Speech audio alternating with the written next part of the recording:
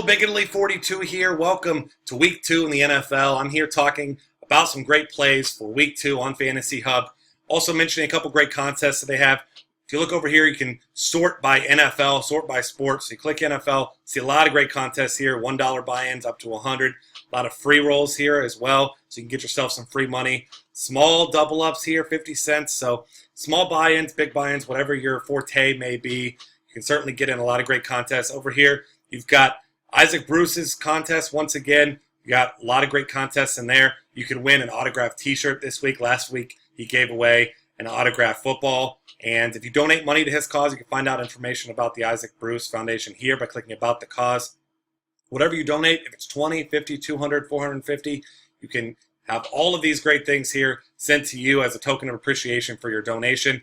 Next week, giving away a canvas print signed by Isaac Bruce. So a lot of great things there, a lot of great charity you can help out as well. And I'm going to go ahead and scoot over here to some players, some top plays, some guys that I'm looking at this week. Looking at quarterback first, and third most expensive quarterback, Drew Brees, facing off against the Tampa Bay Buccaneers. The Buccaneers, a team that was absolutely shredded last week. Marcus Mariota, 4 touchdown passes in the first half of his rookie debut. This defense looked terrible. Now they have to travel on the road to the Superdome, one of the toughest places for opposing defenses to play in the entire NFL. Drew Brees, quarterback rating of nearly 100 throughout his career. And this is a really high team total for the New Orleans Saints, 28. C.J. Spiller, obviously a big explosive player in this offense, listed as questionable. There's indications that he may play. If he does, he's not going to be 100%. So you're not going to be targeting C.J. Spiller, but if you add that weapon, even in a limited capacity this week, you certainly see some extra upside for Mr. Drew Brees. And the 28-point team total is among the highest on the entire week. So Drew Brees at 7.6K is my top play if I'm paying up.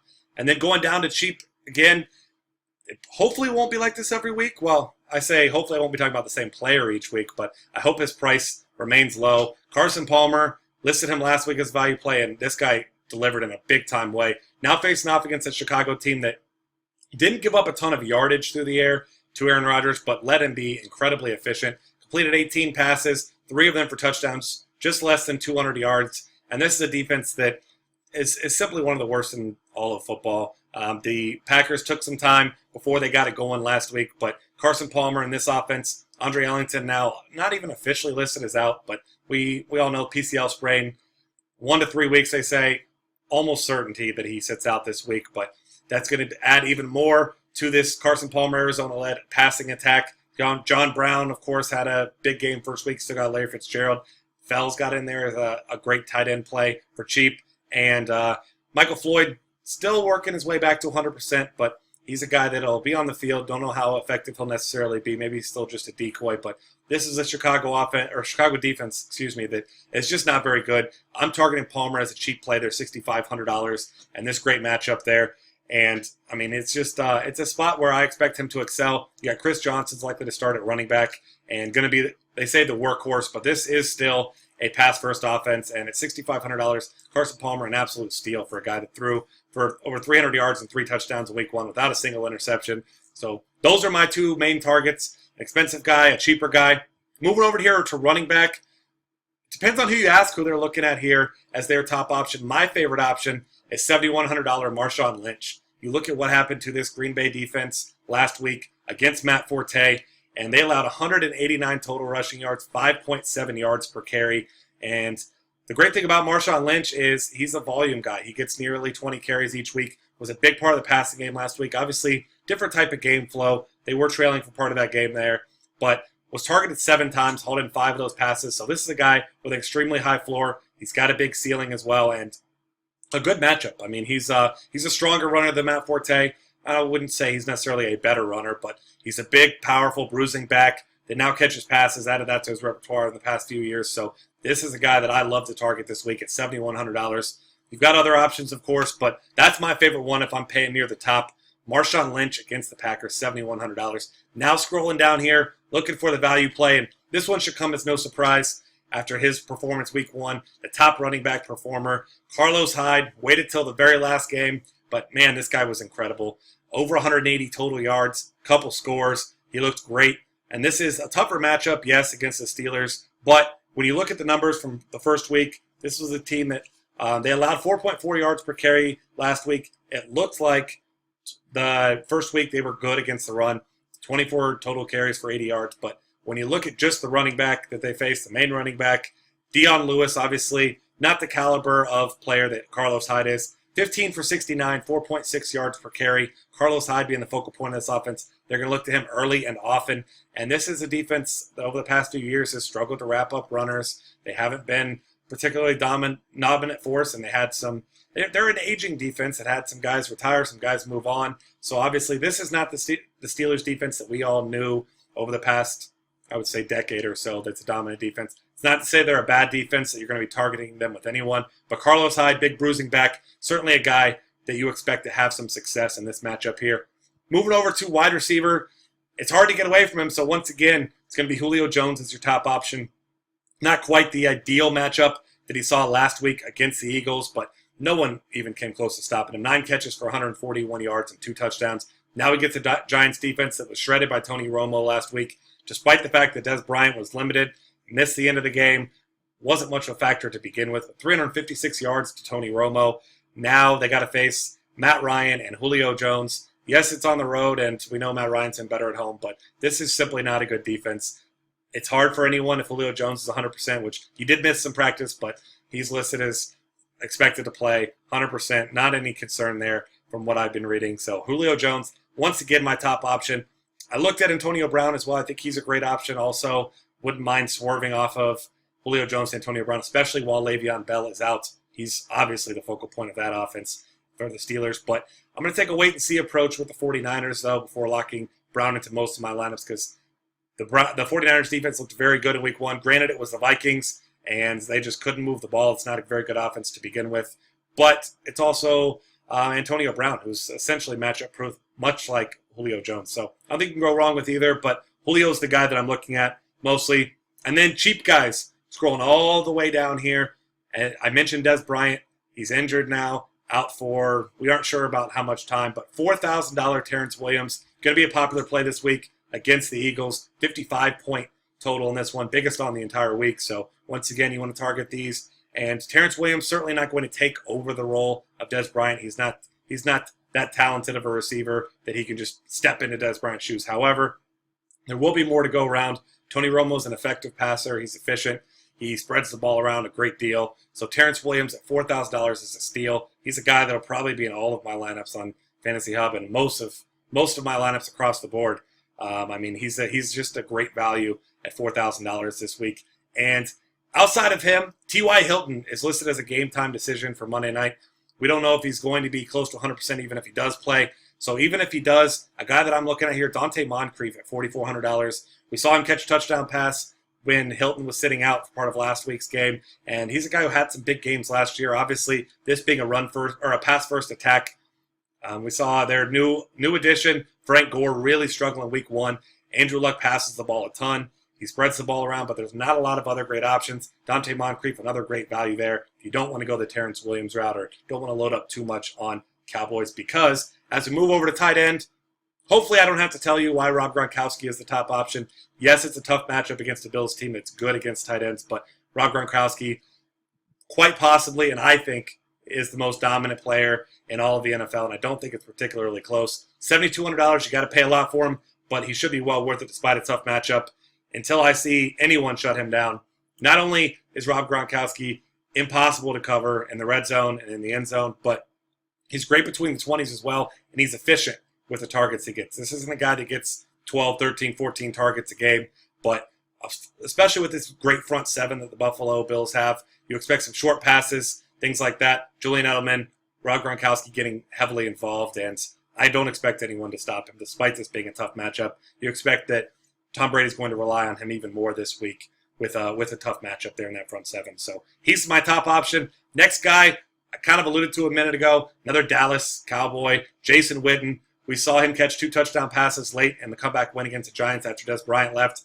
And this was a scenario where the Giants, you knew the ball was going to Jason Witten. You still couldn't stop him. Now facing off against a Philadelphia team that wasn't really challenged by tight ends in Week 1. Atlanta's not a team that has any sort of, I mean, Tony Gonzalez is long gone by now. There's not a go-to guy at tight end for them, but Jason Witten is the go-to guy for Dallas now, and you got to expect that Tony Romo will find a way to get him involved in at $4,200. If you're not paying for Gronkowski, he makes a lot of sense. If you want a high floor, don't even mind playing one in a flex and one in the tight end spot there.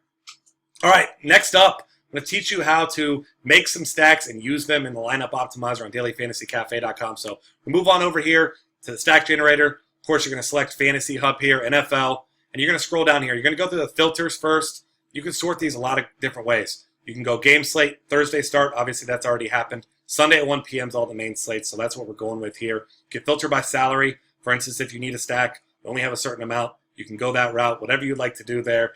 And then next, you could filter by team total. So first thing I'm going to do here is I'm going to take out this Thursday night game. I already have it selected by Sunday slate, but make sure you take that out. And I'm going to filter it by 20-point totals. A lot of teams in between 20 and 25. You can go 25 or 30. I'm going to go with 20. It takes out some small teams that just aren't expected to do a whole lot. You got teams like the Redskins, the Texans, the Jaguars, teams like that, the Raiders, teams that just aren't expected to score a lot of points. You can kind of see these ones here. Not bright and bold like these other ones. The ones that are just dark, those are the ones that don't have 20-point team totals, as you can see below them. So you go here, you decide how many lineups you want to do, and then you scroll down here, number of players in the stack. Obviously, you can go full stack. This isn't baseball. You don't want to have 8 players from the same offense here. So you can go with 2 or 3. I think 3 is a great way to go, so I'm going to go with 3. You can go in there. Obviously, you can include your quarterback. You're going to want to include your quarterback. Wide receiver, tight end. I'm going to make sure there's at least one wide receiver in mine as well. And then tight end and running back. The other one, the third person will either be a wide receiver, a tight end, or running back, whoever has the highest value according to projections here. Once again, you can check individual player exposure. If you select this box here, you can see the exposure here. You can change these things for Aaron Rodgers, Andrew Luck, whoever. These are obviously just alphabetized here. And then what you want to do here, decide how many stacks you want to make. And then I'm going to select 5 just to keep it simple for you. Generate your stacks here. And then you're going to scroll down. It's going to give you some great stacks for your options here. It shows you here, here's one, Ben Roethlisberger, D'Angelo Williams, Antonio Brown. Obviously, we know about the Roethlisberger to Brown connection. I mentioned him a little bit earlier, actually. And D'Angelo Williams, a guy that is filling in for Le'Veon Bell, at least for now, until Le'Veon Bell returns. So he's cheap, and he's a guy that was great in Week 1 in that opening loss to the Patriots. Another option over here, throwing Heath Miller instead of D'Angelo Williams. Really cheap, $3,400 there. Forte, Cutler, and Jeffrey is going to be an interesting one this week. We saw Forte have a monster game in Week 1. Jeffrey is a guy who is listed as questionable right now. You expect him to play. And then, of course, here's another great one. Julio Jones, Matt Ryan, Tevin Coleman. And then another one over here, Breeze, Ingram, Brandon Cooks. All those guys great. Like I mentioned, Breeze, my favorite target there. So what you want to do with these is you look at all your options. It gives you projected points, total amount of salary it takes. And then you can click here and you save it. And then when you save it, it'll save your options here. All these groups, different ones, you have save stacks. Click over here on save stacks, and you can use these to import them into the lineup optimizer for your NFL contests. And the way that you do that is you scroll up here and you go to NFL, to filters, check all these things, all these boxes off here, and then you're going to want to go back here to tools, go to lineup optimizer, and then while that's loading, you're going to make sure you select all the same things you selected before. You select Fantasy Hub, once again, NFL, and then your advanced options down here are the same ones that we've seen before. You click on here, click the plus on advanced options, and it'll tell you some options that you have as far as changing things, filters of that nature. Game type, cash games, GPPs. Obviously, if you're going to go with a stack, more often than not, it's going to be for a GPP. Excluding defenses and offensive players is a key one there. That's a good one to do. Locking a flex position, if you want it to be a wide receiver, you want it to be running it back, it'll do that for you there. Stacking on or off. Here's how you import your stack. You click on, and it says it'll clear your current locks. Yes, that's fine. You click that to turn your stack on, and then it's going to ask you which stack you want. Right here, this is the stack I selected from before. Click yes. Select that stack. Exposure, 100%, depending on how many lineups you want to make. I'm going to go back over here to 5 once again and just tell you that. So exposure being 100%, this is going to upload that stack that I made into 5 different lineups, and it's going to be in all different ones, but it's going to diversify a little bit. So you see the first one here, Breeze, Ingram, Cooks, once again, and thrown in Antonio Brown, another one guy that I like, another value, Terrence Williams, Ravens defense against that putrid offense in Oakland, Amir Abdullah, Over here, you've got Jordan Reed. You got the 2 tight ends over here.